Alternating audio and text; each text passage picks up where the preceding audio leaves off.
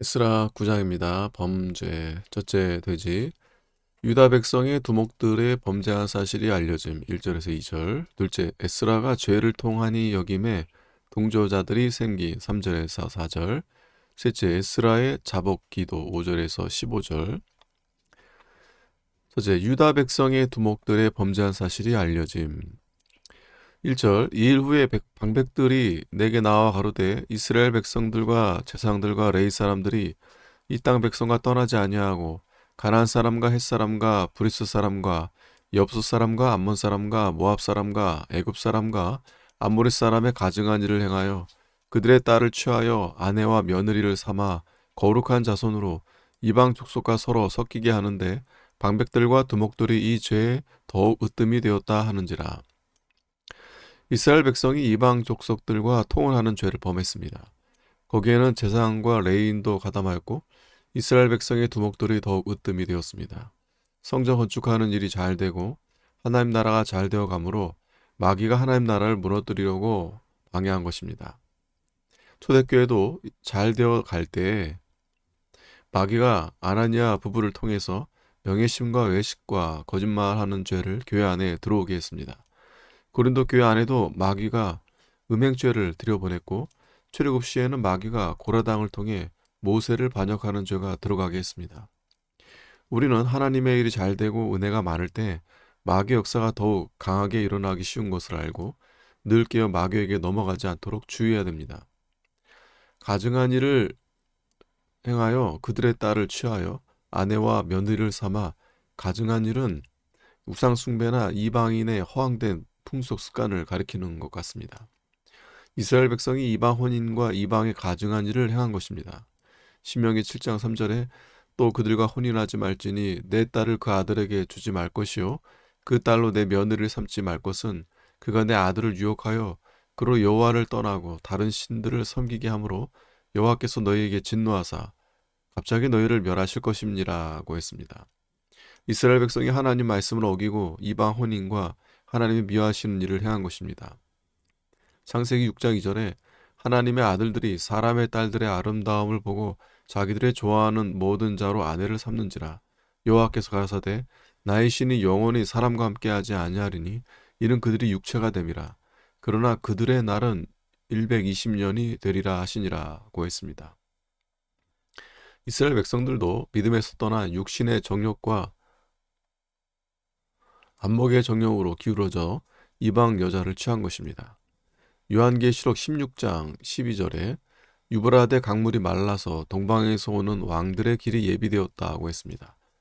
유브라데 강은 이스라엘과 이방의 이상적 경계선으로 이것은 말세 하나님의 교회와 세상과의 경계가 없어져 교회가 세상과 타협하고 세상의 교회 안에 들어올 것을 가리킵니다. 하나님의 교회가 세상과 타협하고 세상의 풍습 습관이 교회 안에 들어오면 하나님께서 진노하십니다.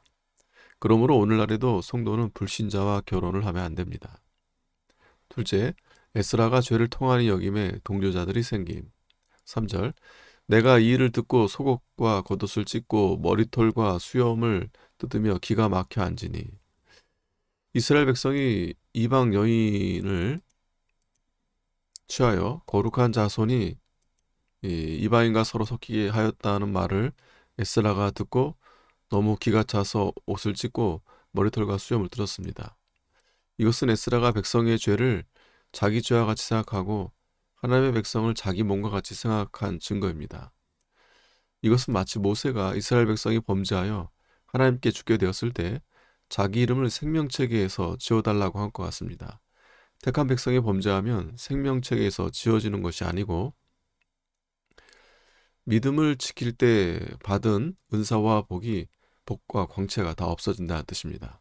바로 로마서 9장 3절에 나의 형제 곧 골육 친척을 위하여 내 자신이 저주를 받아 그리스도에게서 끊어질지라도 원하는 바로라고 했습니다. 이것은 바울이 이스라엘 백성이 예수 그리스도를 믿지 않으므로 그리스도의 몸에서 끊어진 것이 마치 자기가 끊어진 것처럼 생각한 것입니다. 이것은 바울이 이웃을 자기 몸과 같이 사랑한 증거입니다. 또 고린도전서 5장에 보면 바울이 교회에 음행죄가 들어왔을 때 이에 대해 통한이 여기거나 물리치지 않았다고 고린도 교인들을 책망했습니다. 4절 이에 이스라엘 하나님의 말씀을 인하여 떠는 자가 이 사로잡혔던 자의 죄를 인하여 다 내게로 모여오더라.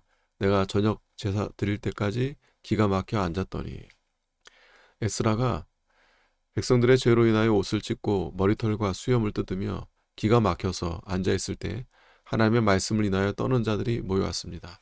그들은 경건한 신자였습니다. 지도자가 하나님 말씀을 인하여 떨면 그와 같은 성도가 모여옵니다.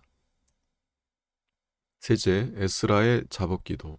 5절 저녁 제사를 드릴 때 내가 근심 중에 일어나서 속옷과 겉옷을 찢은 대로 무릎을 꿇고 나의 하나님 여호와를 향하여 손을 들고 에스라가 무릎을 꿇고 손을 여호와 하나님을 향하여 들고 기도했습니다. 무릎을 꿇는 것은 겸손한 태도요. 힘을 하나님께 기울이는 태도입니다.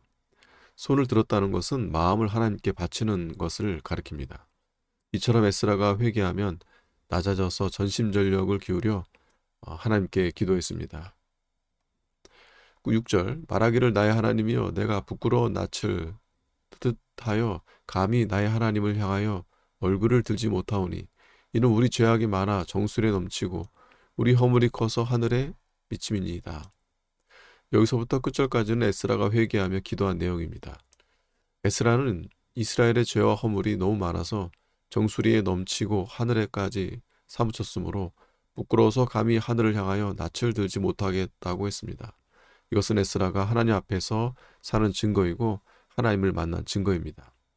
누가복음 18장 9절에 바리새인은 자기가 행한 의를 내세워 교만한 마음으로 하나님께 기도하였으나 세리는 감히 눈을 들어 하늘을 우러러 보지도 못하고 가슴을 치며 하나님이여 불쌍히 여기옵소서 나는 죄인으로소이다 하고 기도했습니다. 그러나 예수님은 이 세리가 바리새인보다 더 의롭다함을 받았다고 했습니다.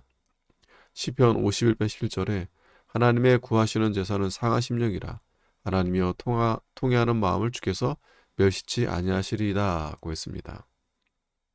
7절 우리의 열조 때부터 오늘까지 우리 죄가 심함에 우리의 죄악으로 인하여 우리와 우리 왕들과 우리 재상들을 열방 왕들의 손에 붙이사 칼에 죽이며 사로잡히며 노략을 당하며 얼굴을 부끄럽게 하심이 오늘과 같으니이다. 이제 우리 하나님 여호와께서 우리에게 잠깐 은혜를 베푸사 얼마를 남겨두어 피하게 하신 우리를 그 거룩한 처소에 박힌 못과 같게 하시고 우리 눈을 밝히사 우리 종로로 타는 중에서 조금 소송하게 하셨나이다. 에스라는 하나님께서 과거에 이스라엘에게 은혜를 베풀어 주신 것을 기억하며 회개했습니다.